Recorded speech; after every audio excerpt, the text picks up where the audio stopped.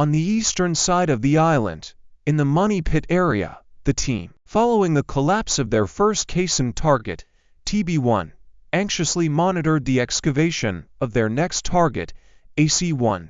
There, a potentially important discovery had been made some 100 feet underground. As the excavation continued, excitement grew at the sight of a significant amount of wood. One of them observed that they had hit the jackpot with timber, and another confirmed that it certainly looked like old timber. It was clear they were hitting something substantial. At 96 feet deep, the dig revealed what appeared to be a busted-through tunnel. A possible tunnel located nearly 100 feet deep. That was impressive and very unexpected. The team had not anticipated encountering man-made workings until reaching the mysterious cave much deeper, at a depth of 145 feet. As more timber was unearthed, two critical questions arose: had they stumbled upon a structure built by previous searches? Or was this a tunnel built by someone who had once buried treasure deep in the Money Pit area? The wood appeared hand-hewn, with no iron fasteners, which was interesting and suggested an older method of construction. No one present could identify exactly what tunnel it might be.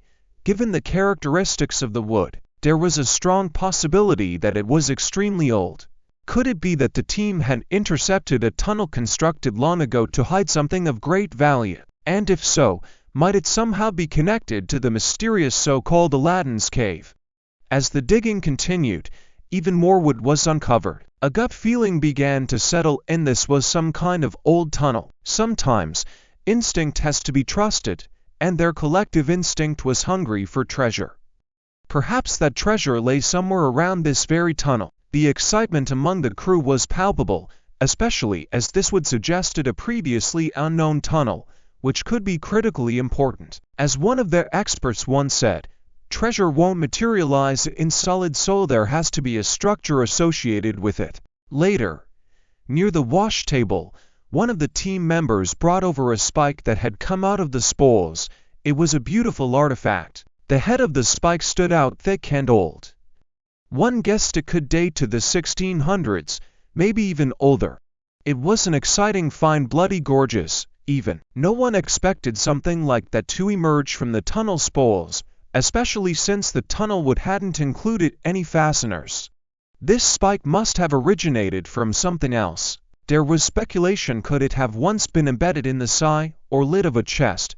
The idea was more than plausible. Could this spike not only date back to the 17th century or earlier, but also be related to a container, possibly one that once held treasure? If that were true, what else might be discovered at the bottom of Aladdin's Cave? The following morning, it was noted that in AC1, between 90 and 110 feet deep, a spike had been recovered.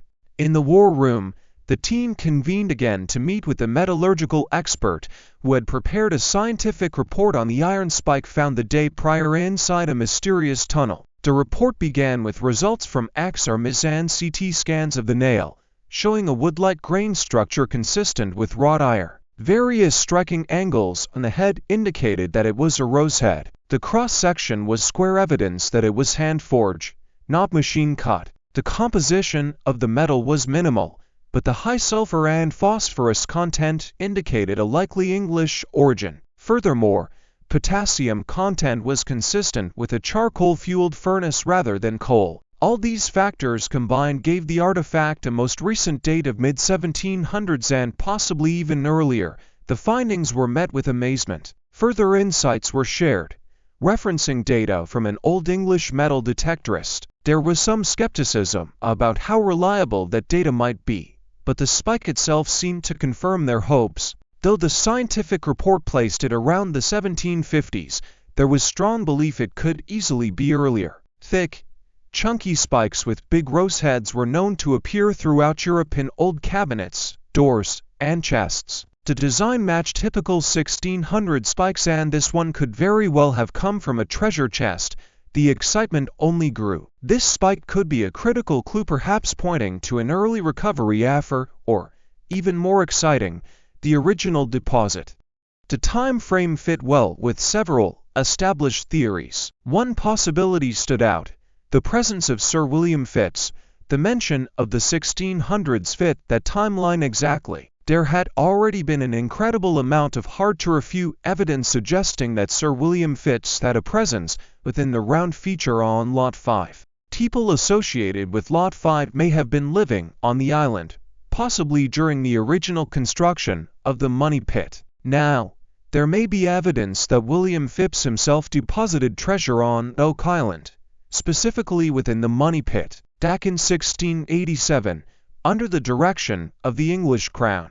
Captain William Phipps located the famed wreck of the Concepcion, a Spanish treasure galleon that had sunk off the coast of what is now the Dominican Republic in 1641. On board were an estimated 100 tons of Spanish silver, gold, and jewels. Phipps successfully recovered 34 tons of silver and was knighted for his efforts, later ordered to return and retrieve the remaining valuables. However, during the second salvage operation, accompanied by his assistant Andrew Belcher, a high-ranking Freemason, they reported that locals had looted the site and that they had only recovered an additional 5 tons of treasure. But then, a compelling new discovery emerged. A letter from 1688 revealed that Captain Andrew Belcher had been caught with one of Phipps's ships in the Mahon Bay area the same time period in which Phipps returned from the second expedition, allegedly with only minimal treasure. According to the research of 32nd-degree Freemason Scott Clark, Sir William Phipps and Captain Andrew Belcher may have buried the missing Spanish treasure on Oak Island. They are believed to have done so using their knowledge of a vault that had already been created centuries earlier by the Knights Templar in the Money Pit area. If true, the spike recently recovered in Shaft AC1 along with the tools and bricks found on Lot 5 not only supports the idea that multiple treasures could be buried in the Money Pit, but also suggests something extraordinary might lie within the so-called Aladdin's Cave. This theory aligns well with the Phipps narrative.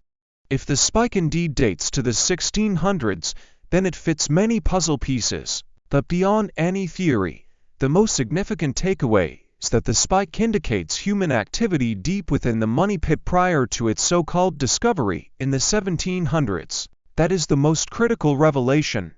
The treasure may still lie below, inside the cave layered with mystery, intrigue, and hidden history. This entire journey is shaping into something extraordinary, a beautiful blend of legend, adventure, and treasure hunting. Now, the team finds themselves at the precipice of possibly opening the door to Aladdin's Cave. There is genuine hope around the table, shared among all present, that they are on the edge of discovering something monumental, and together, they are determined to do the best job possible in uncovering and retrieving whatever may lie within.